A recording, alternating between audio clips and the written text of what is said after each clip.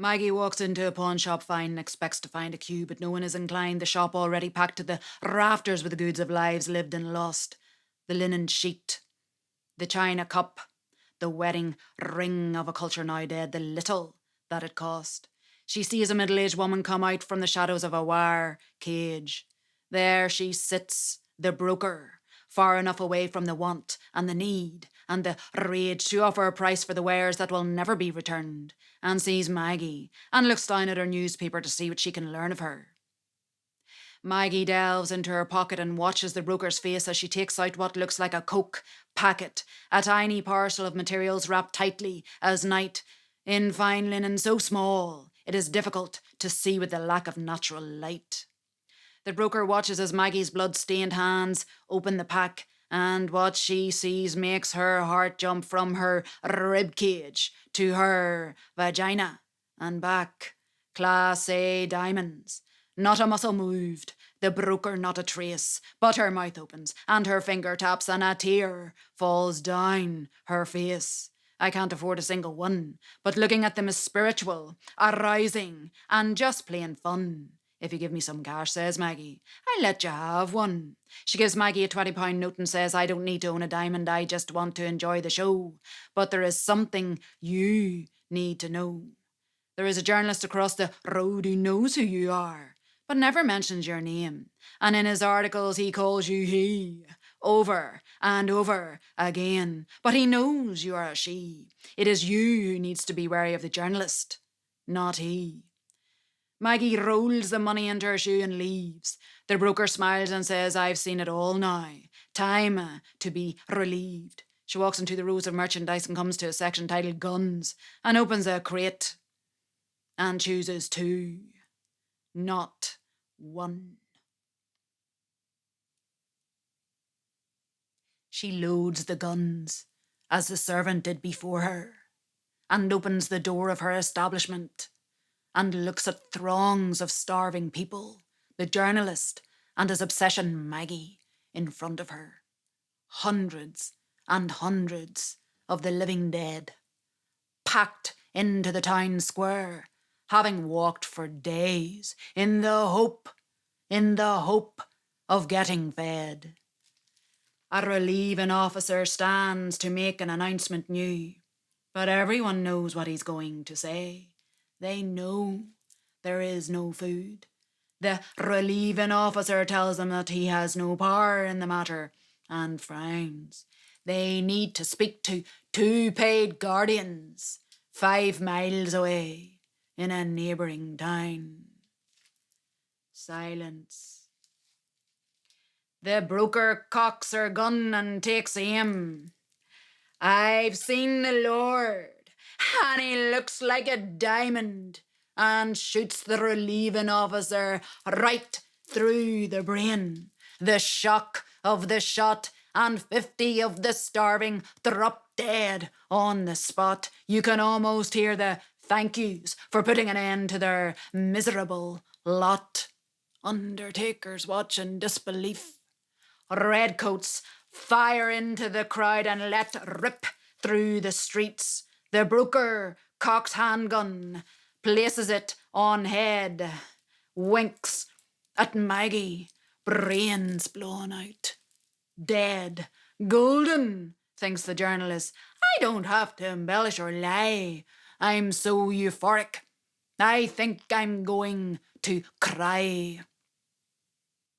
Maggie runs to an alley and slumps to her knees, beside a man carrying the last of his dying children, his baby girl, still able to breathe. The diamonds in her dirty hands are housed. She offers them to him, and in him the last modicum of anger is aroused. Sure, what the hell am I going to do with those? I'll take them back then, says Maggie. With my gold teeth, they goes. Cash is king, sweetheart. Who you callin' sweetheart? Ah, don't flatter yourself. She says it's not all about the queen and crown, mate. You gotta look after yourself and your little one. There's only you to blame for not reading the signs and bringing yourself down, mate. Aye, I know your name, you privileged cunt. thinking you can justify your philanthropic diamond rump to in some way balance the books of justice and serendipity and make us all equal in the rolling of the dice in this pitch of pitch centuries. So what the hell do you want me to do? I can't transcend myself into a modified you. And what would the point of that be? So that I can go down with ye? Isn't it better that I'm like your philanthropic younger sister? At least I have the balls to steal. Isn't that right, mister? Aye. And all this talk, and there's the child dead in his arms. And Maggie changes her tack. I've got the cash. Just leave it to me, sir. I'll get you some food and something to drink, and we will bury her in a proper grave, sir, somewhere pretty, don't you think? I will buy her a headstone and cross, and you can visit her every day. And the Lord will take her up to the glories of heaven. There is no reason for her not to get in. She will be in paradise. You can be sure of that. She is in paradise today. Apart from the fact that she wasn't blessed in death, and there's always the chance that she will be left in limbo with all the other dead children. But let's not think about that. Let's not leave ourselves bereft. Just leave me alone, he says. I'll bury the last of my own, he says. And with her, I'll go down, he says. Because without her, I have no more reason to want to be around, he says. I'm jealous of the girl, dead in her father's arms. What a stupid, privileged, ignorant, romantic notion to be nostalgic about starving to death because her daddy loved her. And here I come to the crux, because like I said, I know if I die, it will be by my own hands. And I know that day will come, and I know Pat Parisi's right.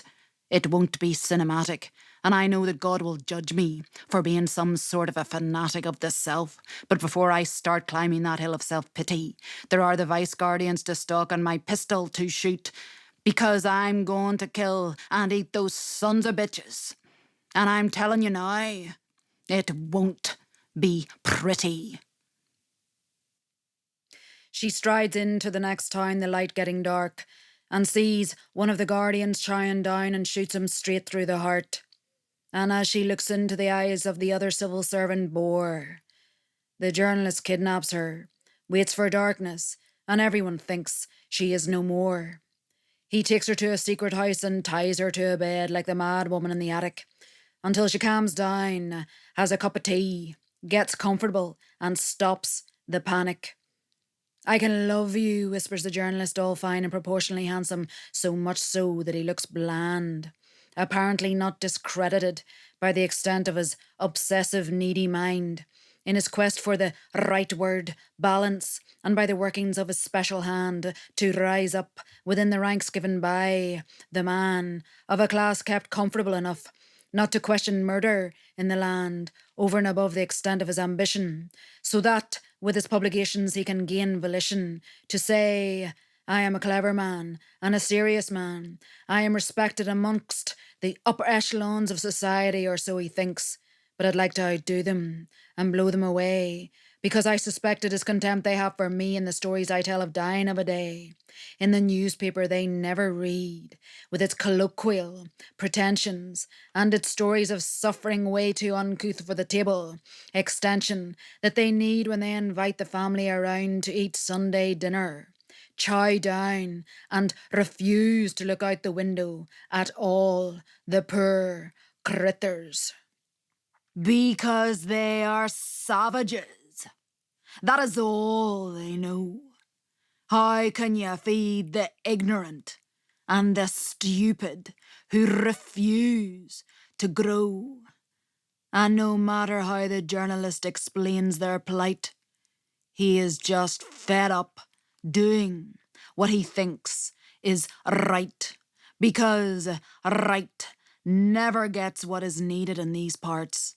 Neither does it feed the ambition of the needy heart, and he is tired of trying to please the ambivalence of the man, like the narcissistic father, so that when he finally sees Maggie, he thinks, God, I could do with a bit of her.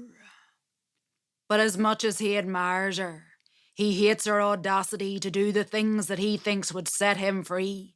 Because her pain has brought her beyond seeking the admiration of the man. She cares nothing for the system that he longs for, but does not understand that is no longer a choice for her.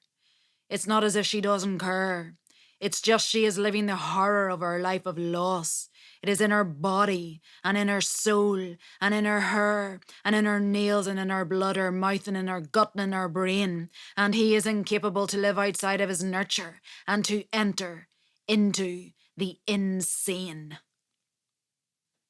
I can educate you, he says, and civilize you, and condition your pain, and we can be married, and all of this will soon sound insane. And of a night we can make love and sit by the fireside, and I will tell you that I forgive you, and in the end, you will be mine.